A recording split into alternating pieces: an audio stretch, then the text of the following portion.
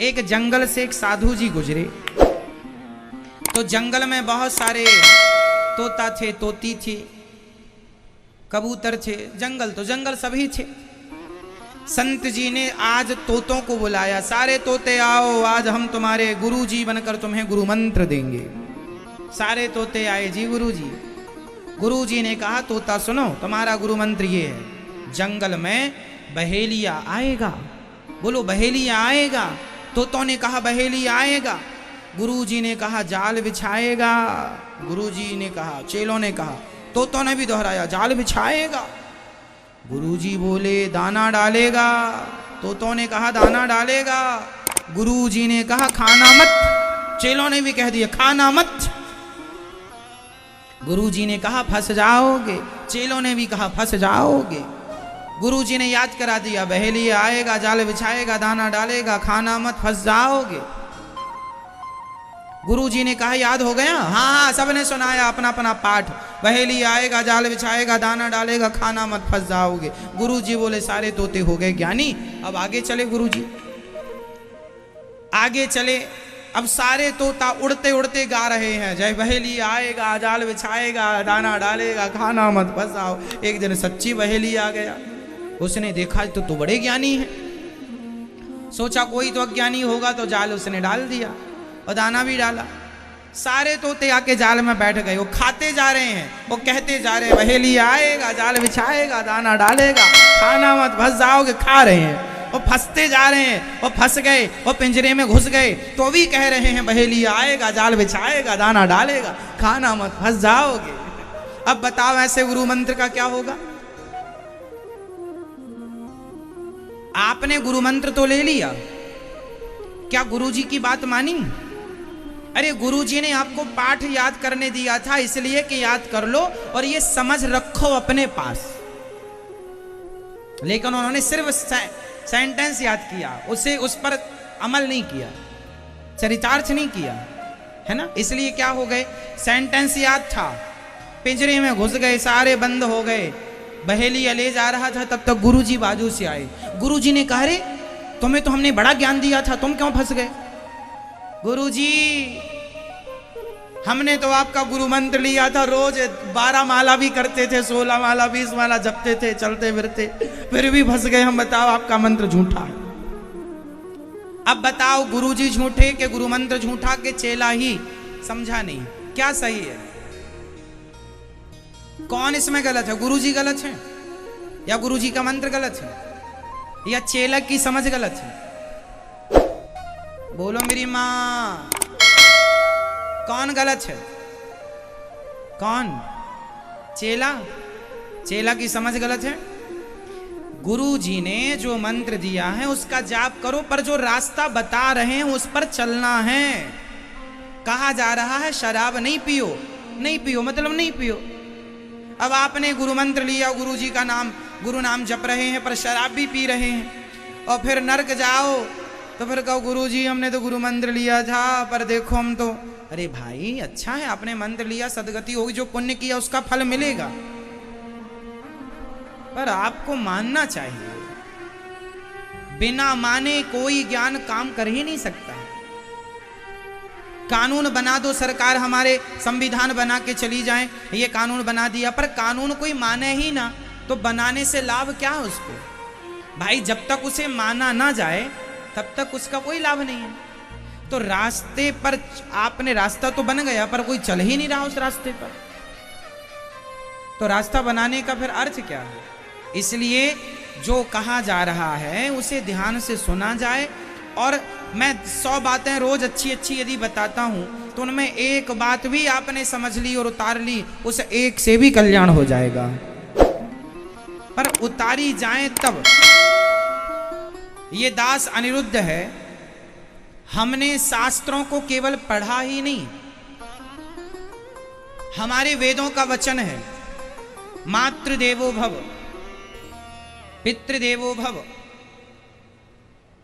अतिथि देवो भव, आचार्य देवो भव। मातृदेवो भव, पितृदेवो भव, आचार्य देवो भव, अतिथि देवो भव, ये वचन है। आपने सुना कभी इसको? बोलो मेरी माँ, ये कितने लोगों ने सुना? मातृदेवो भव, पितृदेवो भव, आचार्य देवो भव, अतिथि देवो भव। ये कितने लोग जानते हैं? हाथ उठा लो जो जानता है। सब जानते हैं। मतलब आप लोगों के पास ऑलरेडी इतना ज्ञान है कि आप उस ज्ञान को यदि चरितार्थ ही कर लें जो आपके पास ऑलरेडी मौजूद है, उस पर ही चल पड़े तो भी आपका कल्याण हो जाएगा। आपको फिर किसी से ज्ञान लेने की जरूरत नहीं पड़ेगी। पर विडंबना यह है आपके पास बहुत ज्ञान है, पर आप ज्ञान तो है, पड़ा है कमरे में, अंदर पड़ा है, सबको पता है। अच्छा, आप में से कितने लोगों को पता है कि झूठ बोलना पाप है? सबको पता, फिर भी बोलते हैं। इसका मतलब जितना ज्ञान आपके पास मौजूद है उसी से आपकी सदगति हो सकती है, उसी से आपका ये लोक परलोक बन सकता है। किसी और के ज्ञान की आपको आवश्यकता ही नहीं। पर जब वो चरितार्थ हो जाए तब। मातृदेवो भव का अर्थ है मां को भगवान मानकर सेवा करो। पितृदेवो भव का अर्थ है पिता को भगवान मानकर सेवा करो। आचार्य देवो भव, गुरु को भगवान मानकर उनकी सेवा करो। और अतिथि को भगवान मानकर उनकी सेवा करो। कोई इतना भी कर ले, इन चारों में से एक भी फॉलो कर ले तो भी उसका कल्याण हो जाएगा। श्रवण ने एक ही किया था, मातृदेवो भव पितृदेवो भव, कल्याण हो गया। श्रवण ने कौन सी सूक्ति अपनाई जीवन में? मातृदेवो भव, पितृदेवो भव, आचार्य देवो भव, अतिथि देवो भव। इन चारों में क्या अपनाया था श्रवण कुमार ने? जोर से, मेरी मां, मातृदेवो भव और पितृ। उन्होंने अपने माता पिता को कंधे पे बिठाया, चारों धाम यात्रा की। ये वेद वचन है, ये वेद वाक्य। वेद कह रहा है कि अपनी मां को भगवान मानो, पिता को भगवान मानो, गुरु को भगवान मानो और अतिथि को भगवान मानो। इतना भी कोई कर ले, उनकी सेवा करके उन्हें खुश कर ले, अपने गुरु को, अपने अतिथि को, अपने माँ को, अपने बाप को कोई सेवा से खुश कर ले, उतने मात्र से उसका कल्याण हो जाएगा। इतने से।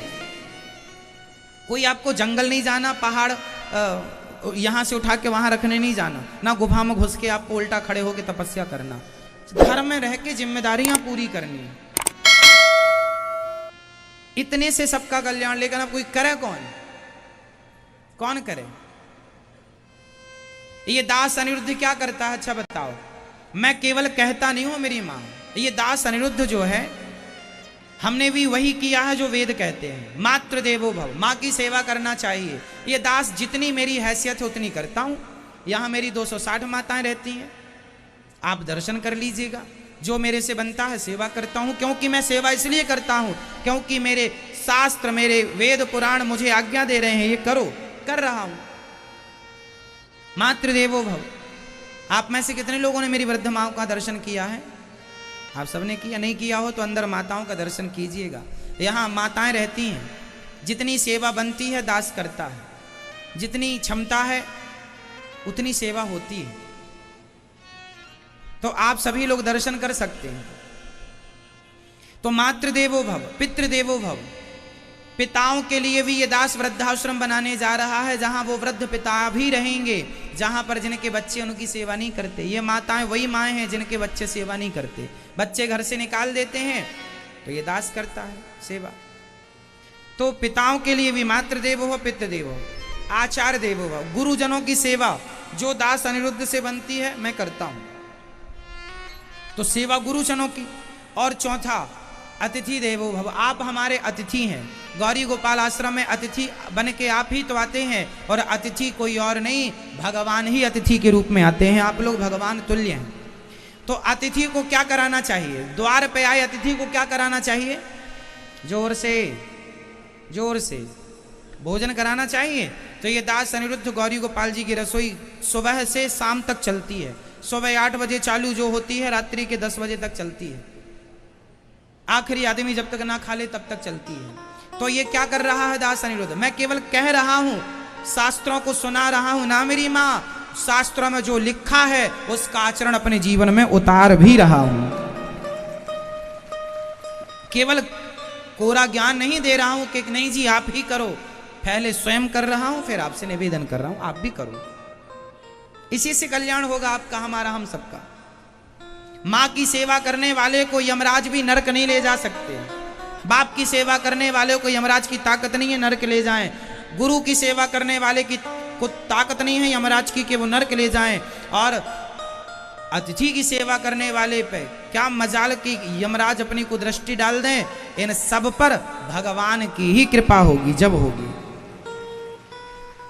सिंपल है, हमारा सनातन धर्म कोई कठिन नहीं है, बहुत सिंपल है। जननी जन्म भूमश्च स्वर्गादपि गरीयसी। जन्म हमारे हिंदू सनातन धर्म में, हमारे भारत में हम लोग माँ को बड़ा मानते हैं। क्यों जी मानते हैं? आप लोग मानते हो माँ को बड़ा? माँ से बड़ा कोई नहीं। यदि भगवान खड़े हो बगल में और माँ खड़ी हो और पूछा जाए इन दोनों में कौन बड़ा, तो क्या उत्तर होगा? जोर से, जोर से। अब क्रॉस प्रश्न करूंगा, माँ क्यों बड़ी? उत्तर भी दो। भगवान बगल में खड़े हो और माँ बगल में खड़ी हो और पूछा जाए कि माँ बड़ी, मान लिया मैं कि माँ बड़ी, पर माँ क्यों बड़ी? क्यों बड़ी? उत्तर दीजिए इस क्यों का। इसलिए बड़ी माँ कि माँ ना होती तो भगवान क्या होते हैं मैं कैसे जानता।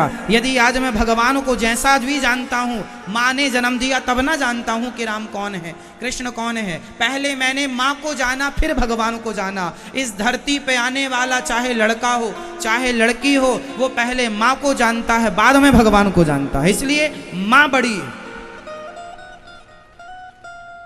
हाँ या ना? राम जी कौन, कृष्ण जी कौन, मैंने बाद में जाना, पहले मैंने किसे जाना?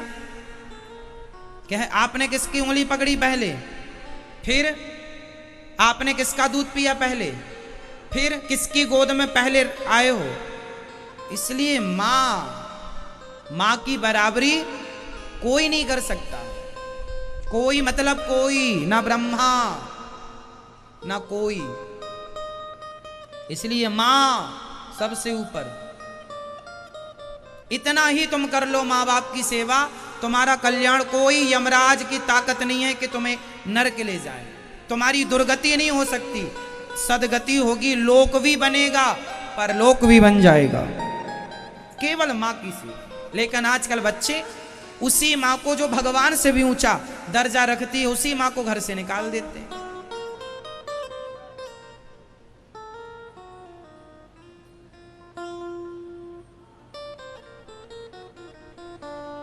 अभी हमारी गौरी गोपाल वृद्धाश्रम एक माँ है, एक दिन वो उनको ब्लड प्रेशर हाई हो गया तो वो खड़ी खड़ी गिर गई तो फ्रैक्चर हुआ।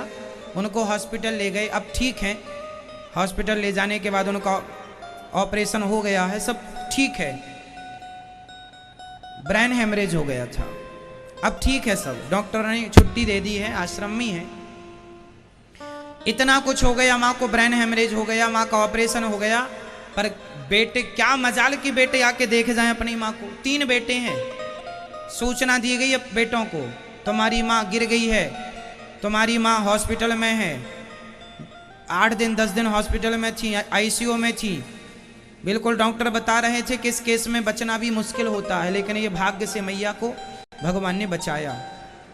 लेकिन इतना दिन से वहाँ, इतने दिन से सब सेवाएं चल रही हैं, लेकिन क्या मजाल के बच्चे आकर देख जाएं अपनी माँ को। कहे कहे नहीं आते, ले जाने के लिए तो छोड़ दीजिए, देखने भी नहीं आते। अब कौन है ये बच्चे वही तो हैं जिनने माँ की कभी उंगली पकड़ी होगी, माँ ने कभी इनको चलाना सिखाया होगा, माँ ने कभी इनको बोलना सिखाया होगा। ये वही माँ है जिस माँ ने 3-3 औलादों को बोलना सिखाया, चलना सिखाया, कपड़े नहवाना धुलाना सब सिखाया। छोटे से बच्चे को माँ ना कपड़े पहनाना भी सिखाती है। हमें और आपको कपड़े पहनाना माँ ने सिखाया है। उससे बड़ा कोई गुरु नहीं होता माँ से बड़ा।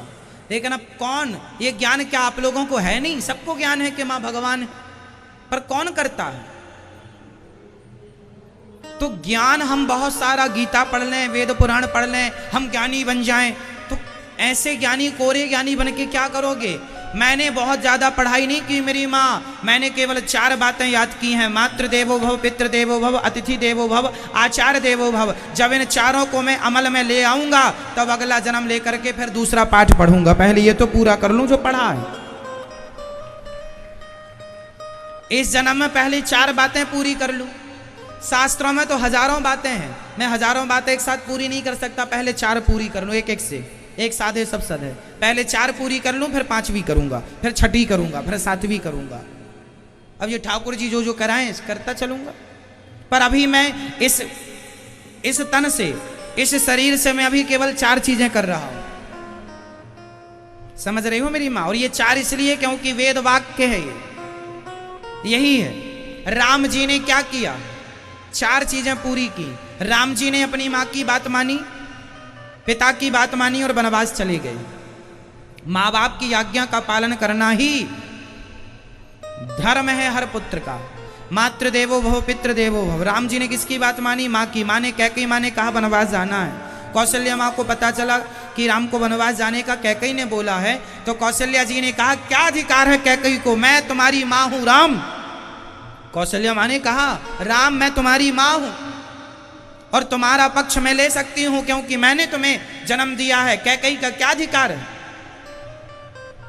राम जी ने कहा माँ आप ही यदि ऐसा कहोगी, यदि राम ने अपनी माँ की आज्ञा नहीं मानी, चलो आप भी मेरी माँ हो, पर कैकेयी का भी तो मुझ में अधिकार है। भले सौतेली माँ है पर है तो माँ। सौतेली के बाद माँ तो जोड़ा है। सौतेली माँ भले सौतेली होती हो, पर सौतेली जोड़ने के बाद माँ जोड़ा गया है। सौतेली माँ, माँ जोड़ा है ना उसमें, तो भले सौतेली है तो माँ। यदि राम, मैं माँ, राम जी कह रहे हैं माँ यदि राम अपनी माँ की आज्ञा का पालन नहीं करेगा तो आने वाले युगों में फिर कौन अपनी माँ की आज्ञा का पालन करेगा? इसलिए माँ जो आज्ञा है मुझे करने दो माँ। इसलिए फिर माँ कौशल्या चुप हो गई। ठीक है राम, फिर जो तुम्हें अच्छा लगे तुम करो। भले सौतेली माँ है पर बात मानी मेरे राम ने। दशरथ जी अर्थात पिता की बात मानी और गुरु चरणों की खूब सेवा की है। राम जी ने 14 साल जंगल में संतों की, गुरुओं की खूब सेवा की और अतिथियों का सत्कार भी राम जी ने किया है। जब राम जी का राज्य तिलक हो रहा था, जब राम जी लंका से आए, लंका से माता सीता को लेकर आए, तो सारे लोग राम जी को देखने के लिए उमड़ पड़े। मैं राम जी को देखूंगी, बच्चे बोले मैं देखूंगा, बच्चियां बोले मैं देखूंगी, बूढ़ी माताएं अलग, माँ अलग, सब। अब एक राम जी से लाखों लोग मिलने खड़े हैं और सब कह रहे हैं मुझसे राम जी मिलेंगे, तो कैसे संभव था? तब राम जी ने, जितने लोग वहां थे उतने रूप राम जी ने बनाए और सबसे एक साथ ऐसे मिले कि सबको लगा कि पहले हमसे मिले, पहले हमसे मिले। इस मर्म को कोई ना जाना। तो ये अतिथि देवो भव कि जो मेरे से मिलने आया है मैं उससे मिल रहा, ये अतिथि देवो भव है। यही राम जी का की महिमा है। चारों का पालन राम जी ने भी किया। तो मैं उन्हीं राम का दास हूं, उन्हीं राम के चरणों की धूल हूं, तो क्यों ना मैं भी वही करूं जो मेरे महापुरुषों ने, मेरे भगवान ने किया है, गुरु चरणों ने किया है। क्यों जी, सही है? तो आज से आपको किसी से ज्ञान लेने की जरूरत नहीं है। जितना आपके पास है उसी को चरितार्थ कर लीजिए, उसी से कल्याण हो जाएगा हम सबका। सही, अलग से कुछ ज्ञान की जरूरत नहीं।